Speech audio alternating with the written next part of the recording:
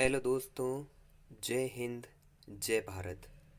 मेरे सभी आईटीआई के भाइयों का हमारी पेपर प्रिपरेशन सीरीज़ में हार्दिक स्वागत है।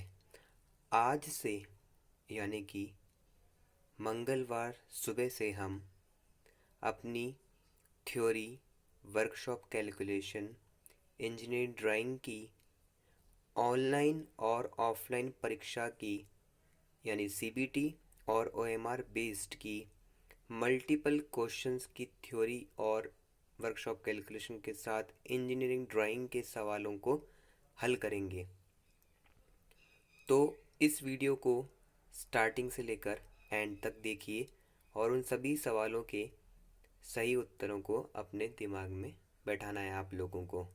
मगर उससे पहले, ये सवाल शुरू करने से पहले, मेरे जिन भी भाइयों ने हमारे YouTube चैनल को अभी तक सब्सक्राइब नहीं किया है तो जल्दी से सब्सक्राइब के बटन पर जाकर क्लिक कीजिए और इस चैनल को सब्सक्राइब कर लीजिए, क्योंकि अब आपको मिलने वाले हैं बहुत से इम्पोर्टेंट क्वेश्चन, वो भी बिल्कुल फ्री और हमारे चैनल पर।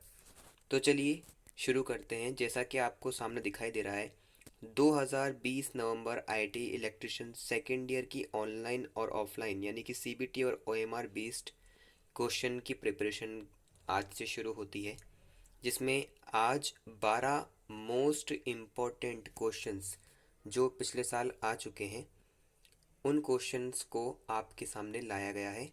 ये जो 12 क्वेश्चंस हैं ये पिछले कुछ सालों से बार बार रिपीट हो रहे हैं, इसीलिए इन 12 क्वेश्चंस को आपको दिखाया जा रहा है, इनको चुना गया है। इन सभी क्वेश्चंस के आगे आपको इनके साल दिखाई देंगे कि किन किन सालों में ये सवाल आए हैं, और जो उत्तर आपको लाल रंग में दिखाई देंगे वही आपके सही उत्तर होंगे।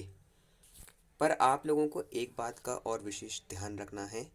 कई बार जो स्टूडेंट्स होते हैं वे क्रम याद करते हैं और सवाल के जवाब को याद नहीं करते। आप लोगों को क्रम याद नहीं रखना है, आप लोगों को सवाल के जवाब याद रखना है, क्योंकि क्रम जो होता है वो ऊपर नीचे होता है। मतलब कि जो ए है वो कभी बी हो सकता है और बी कभी सी हो सकता है और सी कभी डी हो सकता है। तो आपको क्रम याद नहीं रखना, आपको सवाल का आंसर याद रखना है। तो चलिए बिना वक्त गवाए शुरू करते हैं हमारी क्लास। सबसे पहला क्वेश्चन है आप लोगों के सामने।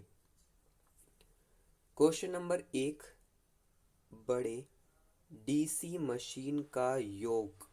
योग का मतलब होता है वो हिस्सा जो मशीन को भार देता है। ये कुछ ऐसा दिखता है।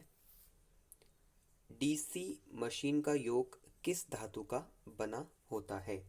जैसा कि हमने कहा था कि हर सवाल के आगे आपको वो जिस जिस साल में भी रिपीट हुआ है उसका आपको आंसर दिखाई देगा। तो 2015 जुलाई के अंदर ये सवाल पूछा गया था कि डीसी मशीन का योग किस धातु का बना होता है। तो इसके ऑप्शन थे: A hard carbon steel, hard carbon steel को आप जानते हैं। B cast steel. C mild steel. और डी रोट आयरन। इसका सही उत्तर हो जाएगा बी, यानी कि कास्ट स्टील। इसको सभी छात्रों ने नोट कर लिया होगा। तो चलिए चलते हैं हमारे दूसरे सवाल की ओर, जो कि है डीसी जनरेटर में ब्रश की उपयोगिता क्या होती है? ये सवाल 2016 फरवरी में पूछा गया था कि डीसी जनरेटर में ब्रश की उपयोगिता क्या होती है। इसका ऑप्शन ए है एसी को कन्वर्ट करके यूनी डायरेक्शनल करंट में। बी है कम्यूटेटर से करंट को इकट्ठा करता है। सी है चुंबकीय प्रवाह में वृद्धि करता है। और डी है आर्मेचर और कम्यूटेटर को आपस में जोड़ता है। तो इसका सही उत्तर जो है वो हो जाएगा बी, यानी कि कम्यूटेटर से करंट को इकट्ठा करता है।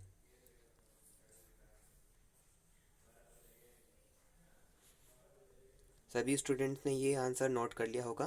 तो चलिए चलते हैं हमारे तीसरे सवाल की ओर, जो कि है भारतीय मानक ब्यूरो के अनुसार डीसी जनरेटर जो कि अलग से सक्रिय किए जाते हैं, उसका शंट फील्ड वाइंडिंग टर्मिनल किस रूप में चिह्नित किया जाता है। सवाल एक बार वापस से सुन लीजिए। भारतीय मानक ब्यूरो के अनुसार डीसी जनरेटर जो कि अलग से सक्रिय किए जाते हैं, मतलब कि उनको सेपरेटली सक्रिय करते हैं, एक्टिव उनको अलग से किया जाता है, बाहर से एक्साइटेशन दिया जाता है, उसका शंट फील्ड वाइंडिंग टर्मिनल किस रूप में चिह्नित किया जाता है।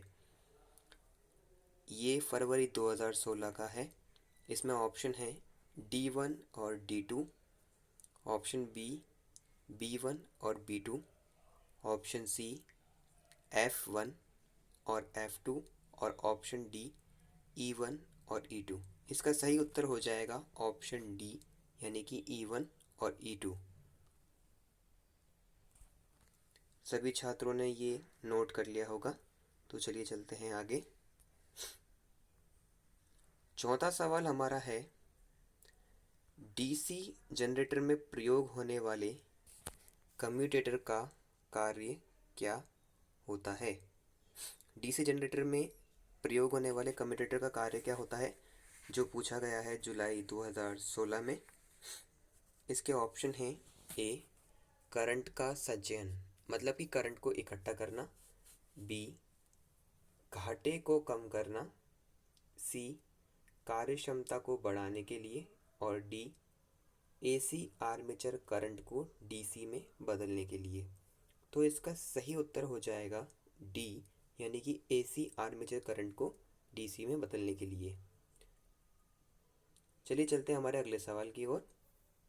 हमारा पांचवा सवाल है डीसी मशीन में 64 वाइंडिंग उपयोग की जाती हैं, तो कम्यूटेटर की संख्या कितनी होगी। मतलब डीसी मशीन जो है उसमें अगर 64 वाइंडिंग है, 64 राउंड हैं, तो उसमें कम्यूटेटर की संख्या कितनी होगी। इसमें ऑप्शन है ए 64, ऑप्शन बी 68, ऑप्शन सी 32 और ऑप्शन डी 60। इसका सही उत्तर हो जाएगा ऑप्शन ए, यानी कि 64। मतलब कि जितनी वाइंडिंग की संख्या होती है उतनी कम्यूटेटर की संख्या होती है डीसी मशीन में। इस बात को आपको ध्यान रखना है। अगर डीसी मशीन के अंदर वाइंडिंग की संख्या 32 है तो कम्यूटेटर की संख्या भी 32 ही होनी चाहिए, तभी वो डीसी मशीन काम करेगी। चलिए चलते हैं हमारे अगले सवाल की ओर। हमारा 6th क्वेश्चन है यदि हम डीसी जनरेटर का क्षेत्र बढ़ाते हैं तो इसका ईएमएफ आउटपुट कितना होगा। आउटपुट कितना होगा, तो इसमें ऑप्शन है ए अनंत रूप से बढ़ेगा, बढ़ता रहेगा, ऑप्शन बी है वाइंडिंग जलने तक बढ़ता रहेगा, ऑप्शन सी है जब तक एक चुंबकीय संस्कृति नहीं होती तब तक बढ़ता रहेगा, और ऑप्शन डी पहले बढ़ेगा और फिर घटेगा। इसका सही उत्तर हो जाएगा ऑप्शन सी, यानी जब तक एक चुंबकीय संस्कृति नहीं होती तब तक बढ़ेगा। इस सवाल को और इस सवाल के उत्तर को जल्दी से नोट कर लीजिए, अपनी कॉपी में लिख लीजिए। अगले सवाल की ओर चलते हैं। 7वां सवाल हमारे सामने है, जो कि है जुलाई 2017 का। एक डीसी जनरेटर में अपशिष्ट चुंबकत्व का मान कितना होता है। इसके ऑप्शन है ए 2.5%, बी 10%, सी 15% और डी 25%।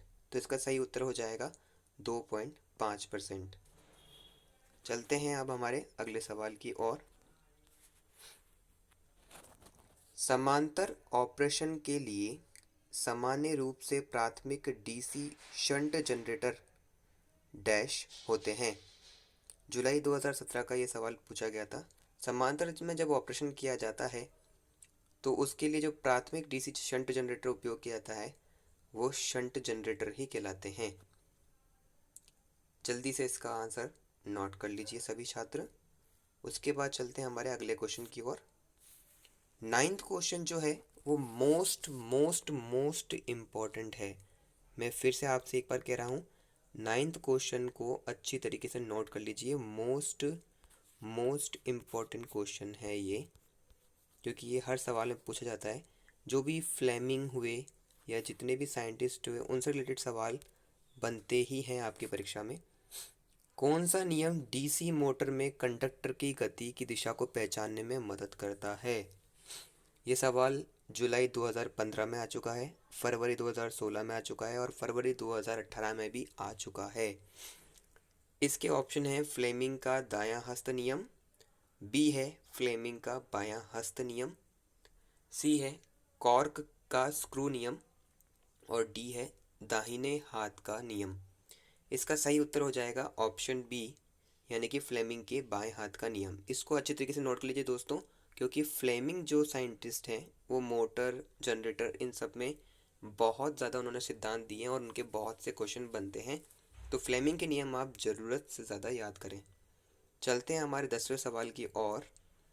हमारा 10वां सवाल है, डीसी मोटर के आर्मेचर को पटलित क्यों बनाया जाता है? पटलित बनाने का मतलब है सर कि उसको खांचों के रूप में क्यों बनाया जाता है, उसको एक पूरी पट्टी नहीं बनाई जाती, क्यों? तो उसके पीछे के ऑप्शन है, ए भार कम करने के लिए, मतलब कि वजन को कम करने के लिए, बी इंडक्टेंस को कम करने के लिए, सी एडी करंट को कम करने के लिए और डी हिस्टेरेसिस लॉस को कम करने के लिए। इसका सही उत्तर हो जाएगा एडी करंट को कम करने के लिए। एडी करंट एक भंवर धारा होती है जो एक ही स्थान पे रहती है और वो उस जगह को ख़राब कर देती है, इसीलिए उसको कम करने के लिए डीसी मोटर के आर्मेचर को पटलित बनाया जाता है। चलते हैं हमारे नेक्स्ट क्वेश्चन की ओर, जो कि है, किसी भी मोटर की नेम प्लेट पर निर्देशित आउटपुट सदैव होगी। ये भी 2 साल से पूछा जा रहा है, 2017 और 2018 से। तो इसमें ऑप्शन है कुल शक्ति ए, वोल्ट एम्पियर में शक्ति बी, वाट्स में खींची गई शक्ति ऑप्शन सी और शाफ्ट पर आउटपुट शक्ति ऑप्शन डी। इसका सही उत्तर हो जाएगा ऑप्शन डी, शाफ्ट पर आउटपुट शक्ति। चलते हैं हमारे अगले क्वेश्चन की ओर।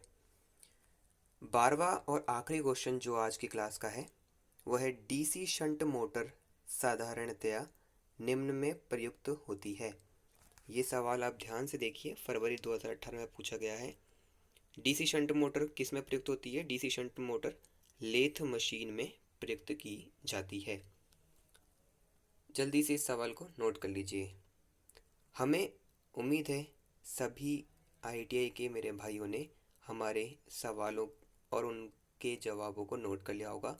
कुछ सवाल बहुत ज़्यादा इम्पोर्टेंट हैं, मैं अभी से आप लोगों को कह रहा हूँ, चाहे वो ओएमआर बेस्ड एग्ज़ाम हो या फिर सीबीटी बेस्ड एग्ज़ाम हो, ये सवाल पूछे ही जाते हैं। तो आप इनको अच्छी तरीके से तैयारी कर लें। हमें उम्मीद है कि हमारा वीडियो आप लोगों को पसंद आया होगा, तो जल्दी से इस वीडियो को लाइक कर दीजिए, अपने दोस्तों के साथ में इसको ज़्यादा से ज़्यादा शेयर कीजिए ताकि उनकी भी हेल्प हो। और इस वीडियो को जिन्होंने अभी तक सब्सक्राइब नहीं किया है, प्लीज़ इसे सब्सक्राइब कर दीजिए। धन्यवाद। हमारे चैनल को सब्सक्राइब करें और नोटिफिकेशन बेल को दबा दें ताकि आपको मिले हर पेपर की जानकारी और न्यूज़ सही समय पर।